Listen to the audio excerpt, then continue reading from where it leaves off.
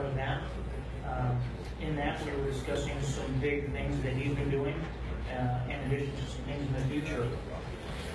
He's got the Global Implantology Summit coming up this fall. You have a flyer in front of you about that.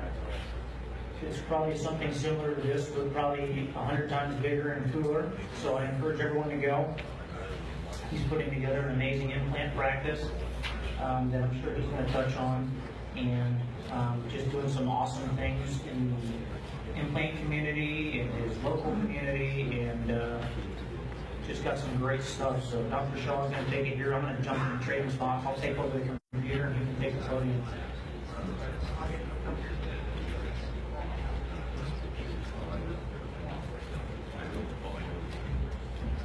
Good afternoon, ladies and gentlemen. My name is Yanor Shah. I'm a general dentist. I'm an implantologist. And I'll be sort of jumping around a little bit today on various topics to see if we can get you guys a little bit more interested in the discipline and the art. So my topic was to discuss where do I start. Having practiced in hundreds of offices as a traveling dentist and shaking hands with a lot of my colleagues, I've kind of gotten a good understanding of a lot of the challenges that we face. So where do I start? I'll tell you guys my story from birth till today and how I'm doing full mod rehabs now. Just briefly, I grew up in Germany, left Iran when I was 9. I got my education and training in the US, undergrad and dental school, and 10 years later I went back to get an MBA to help me care better for my patients as well as run a better operation. After dental school, I picked up one of them Southern Bells, got married, 6 different places in the world, came ladies, kept this in the office. Same way. Same way. Yeah, actually, I was driving around in Vegas, and you gotta be probably the only Middle Eastern-looking Elvis out there, and we had a lot of fun. That was the first one, actually. And then after that, I had my first baby with Mallory, and we were having a girl in about 5 weeks, 3 weeks before that conference that we'll be speaking a little bit more about. After all that was the way I got busy with implantology. Shaking hands, going to conferences, coast to coast, Florida, New York, Chicago, LA, you name it. And what I've realized is there's so much to implantology that as a GP, if you didn't have any specialty programs, you're going to struggle to go from place to place to pick up all the things that you need in your toolbox to get the care that you want to give your patients. So I decided to do it a little differently. I set up a feature. Instead of running around like crazy all day long, numbing patients from one room to the other, you can actually do it a little differently and take a lot of time. I spend an hour and a half with every new consult, just shooting the breeze with them. How are you doing? What's going on in your life? What are you looking for? What are your expectations? What can I do for you? And it gets you a lot of good Yelp reviews. It gets you a lot of attention, and word of mouth still works. You'd be very surprised. We set up a 2-chair operation with CT in there, some surgical lights, and gallery style, and it cost me a fraction of what I spend on the other 6 offices I used to own. And we're doing double the revenue out of those 2 chairs. So, the facts: 500 million missing people in the US, only 1 to 2 million placed. Our ear specialists have a lot to do with that. They scare a lot of the GPs. And the fact of the matter is there's not enough specialists in the world to be there for these patients. You gotta step in and you gotta do it. 36 million Americans, no teeth. 120 million, at least 1 missing tooth. That's over a third. Every 3rd person here in the US missing at least 1 tooth, which is projected to increase to 200 million due to the baby boomers that we have. And at least 40 million I know are in loose dentures or heading into dentures. So it is a silent epidemic. I was studying the numbers worldwide, and it would shock you, talking 2.5 billion and above people that suffer from this. It is an epidemic, and it's not addressed enough. So bridges, converting bridges to implants, always a good idea. As you guys know, the lifespan of a bridge 5 years, implants, depends on how you take care of it.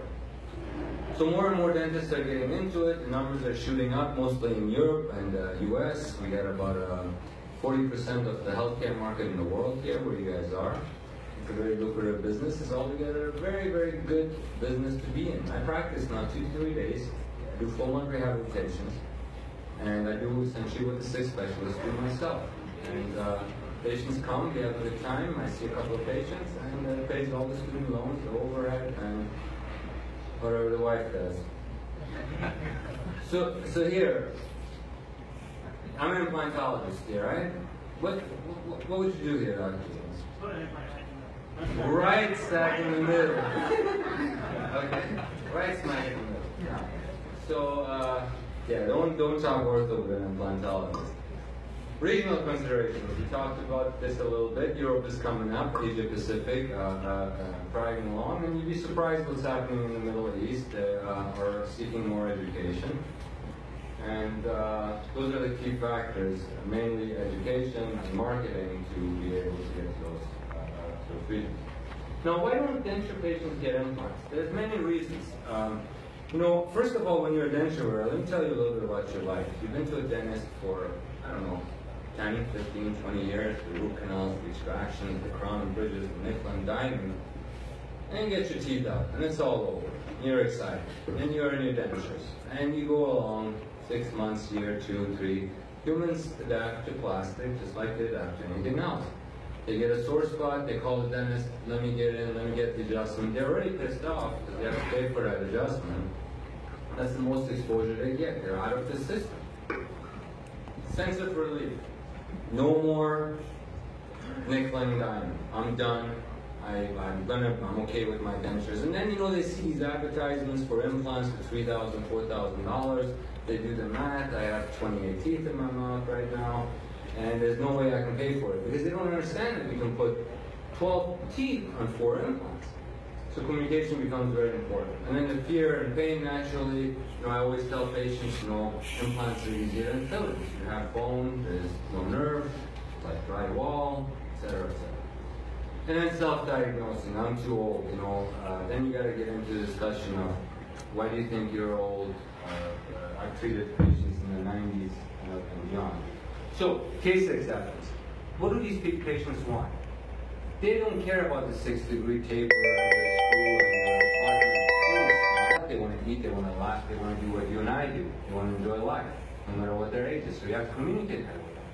So just saying, oh, I'm different, doesn't differentiate you. If you go into a room and try to pick up a significant other and go up to them and say, I'm different than all the other guys in here, she thinks you're a sleazeball.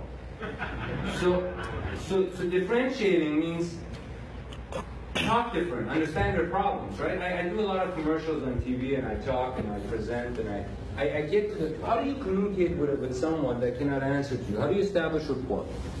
So you have to understand their problems. So when these patients come to my office, they already are like, yeah, Dr. Shaw, you get it. You know that when I'm in a restaurant, I have to run to the bathroom and clean my dentures.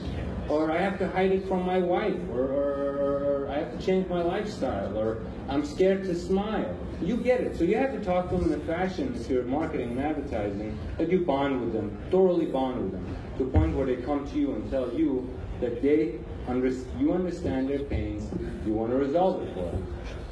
Very important in marketing. So, implants. Before we get to implants, all the conferences I went to, those towns I was telling you guys, and then some internationally, it's always people talking about implants. How can you do implants better? What do you do with implants? When? How? When we forget about extractions, Exodontia is your foundation for implantology. I set up the International Extraction Academy about 3 years ago, wanting to focus more on the foundation. And then in our philosophy, that has changed. In the 70s and 80s, you come in, you take your tooth out, see you later, thank you very much. And it's not that old of a concept to have a high-speed handpiece that we're using that was, advanced to 3,000 RPM in the 70s. So it's a new concept. We now think before we do the extraction, how can we preserve that bone the best, even if there is not an implant, even treatment plan. So it's a process, and it starts way before the extraction, actually, the implant process. But it's good to, if you have any interest in exodontia and extractions, you're going to do well with implantology. It's your calling. Why am I putting this up here? Patient goes in, gets a wisdom tooth out. The first guy comes in, forgets to get a consent. Calls his associate. Associate comes in. The associate presumes that the other doctor has a consent. He goes in there, can't get the wisdom teeth out. Patient develops chronic pain. $9.8 million lawsuit. Those guys' names been drugged.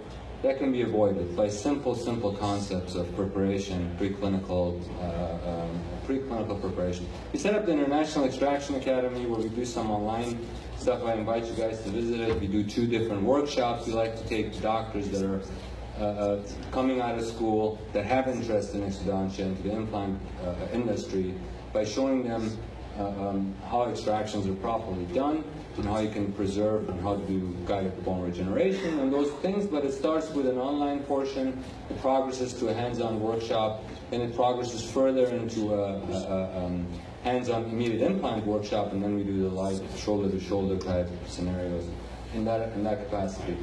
The online portion. These forms I uploaded. I also have another entity called Surgical Sedation Partners. In that entity online, we have put lots of forms up there. All you got to do is download them, flip them a little bit. I had a couple of patients that have made noise over the years, but I've never been sued. My arbitration agreement has never been breached, and it's up there. I invite you to download those forms for your own clinic if you ever need them, consents, post-op instructions, and so forth. It's free. Economy of extractions are good. You know, no overheads. Probably one of the cheapest dental procedures you're going to make with some anesthesia and you know, some gauze and some post-operative instructions. But it is the most common procedure in the world. Maybe not in the U.S., but in the world it is. It's one of the lowest overheads. There are ancillary procedures that can be charged. I've seen them, an exuberant amount of monies that are being charged for bone grafts. Everybody has their own philosophy. I had an oral surgeon dental school that said, hey, stay away from bone grafts, let the bone heal from bottom up. And you got all these other people that are saying that you need to maintain space, you need the graft. You got to do it, have the experience with it, and come up with your own philosophy. And I'll get to that towards the end of it and how you achieve that. Start with the simple ones, just like I do all of my wisdom teeth. I've gotten probably 30,000 cases now under my belt without any permanent prestigea or any of those things, but I started with the simple ones, like they taught us how to do the central first with endo, and then go to the next one, and go to the next one. Now I do it faster. By the time the oral surgeons come around to set up their IV stuff, the patient is done atraumatically and gone. And it's a good money maker in the office. I enjoy doing those. That's how it all started, actually. Now, I encourage you guys to do some infomercials. People like to meet you face to face. I get on Randy Alvarez once in a while. I do a little presentation about wisdom teeth, implants, answer all those questions. It's always good to be out there. So innovation with implantology, you know, with root canals, we know, for example, that, hey, you got to be 0.5 millimeters to the apex. You got a little puff, you're good. But in implantology, you can be creative. You can make up your plan. As long as you can justify why you did what you did and how it made sense at that time, you're okay. You're safe. You follow everyone else, that's what your future will end up looking like. So be creative. I was doing this case study, I wanted to take a picture of it. You know, I was in there, and at one point my life was flashing right in front of me. What am I doing here? I'm screwing something in someone's job. But it took 10 years to get here. So I can see the sinus, I can see the membrane, I can see a nice chunk of bone. I'm going to leave that in. I'm going to put that implant in. Yeah, you better believe it. So be innovative as much as you can in implantology. Here's a movie star that was in my office the other day, and she comes in, busted tooth, number 10, and it's hopeless, and she didn't want to have a removable. And I wasn't going to load that thing because I did the analysis and there wasn't enough bone for me to load it. I knew it was going to fail if I tried to load it. So I took her tooth, the broken tooth, and shaped it into a ponic, put it back in there after I put my implant in, so I wouldn't have to load it, and use a little I think actually this one I used some ortho wire to bond it in the back. It looked pretty good, she liked it, she was happy, and she left. And I'll tell you guys why I did that. But be innovative, do it differently, be different.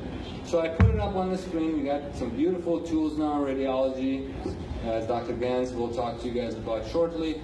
we did. I was looking for some good bones, some D3, some D2 up there to sink it in, but it wasn't the case.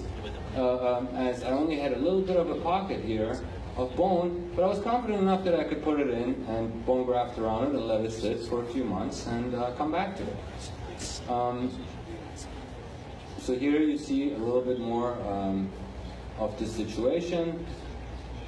Let's go to the next slide. So there's a lot of tools at your disposal now to do what you do. So this wasn't going to get loaded with me, but what I wanted to do is one tip I can give you guys in these kind of scenarios, always lingualize your interiors.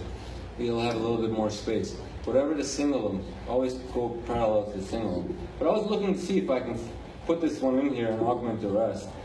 And the bone wasn't having it. I mean, the numbers weren't good enough for me to dilute, but I was trying to do anything I can to save of that buccal bone that I have. That's kind of like your margin. The prosthodontists go crazy about the margin all the time. For us, it's the buccal bone.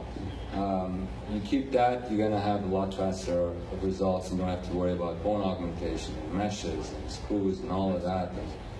It becomes a very much simpler scenario for you. But different coloration gives you a different idea, how close are to the nose, and you can make your mind up and go this way. By the time I got done with that case, I was actually able to place it, lingual version, and was able to get her own natural tooth back on. So, I had to go through this 10 years jumping around. I remember the days when I was visiting with Dr. Mish, Dr. Gans, and countless others from city to city, trying to pick their brains as to what I needed to do to get where they are. So I wanted to make that a little bit easier for my colleagues. And we started this concept called the Global Implantology Institute. Of course, you're not going to become an implantologist over 3 days, but you will get the toolbox. You'll be able to meet all of these individuals, leaders in the community, and make up for your own mind of if you want to go to what program, be it Dr. Faraj, be it the ID that they have here with Dr. Tawil, and all the other programs out there. But hear them a little bit and see what they're talking about, so you have the tools available to you to get it done. This got bigger and bigger over the months, and we have 50 speakers coming in from 40 countries, all experts in their particular industrial specialization, in their field. And we are covering topics starting from anatomy all the way to complex implantology and everything in between. So if you're a prosthetic guy, and every one of you guys should have at a minimum a prosthetic experience in implantology, because you can't avoid it anymore. It's going to be with you, even if you're working with a specialist. For placement. So we have different tracks for those purposes. And it's not just implants, there's a lot more to it. There's pharmacology, there's biophysics, there's concepts about implant designs that you guys need to understand before you get involved in this business. And complications, and down the list it goes. So you will have 24 CE units in 3 days. You get to meet some of the biggest names in the industry from across the world. And you may not have to end up doing what I had to do to actually even get to know half of these people. So, 50 top speakers, 50 top companies, we're calling it G100. It's a lot better than G8 and 7. Everybody comes out happy. What we're going to do here for Dr. Gordon's group, if you use the code LA50, you will get 50% off to come to this event. It's in LA, it's in about 5 weeks. And once you register, you're going to get an email within a week later that will give you the opportunity to bring one of your colleagues or your staff members for a fraction of a cost, also with a special code. The monies that we collect to this venue are all being donated towards accommodating our speakers. And that's what also our sponsors have essentially donated towards. With that being said, the Academy is always open. We're going to do more and more international Academy events this next year. I'm very easy to find on the internet, and I should have probably thrown my number up there, but it's 618-917-5805 is my cell phone. If you're ever in a clinical situation, and I've been in many, I usually pick up a phone and call a colleague. You can always call me, okay? Thank you very much.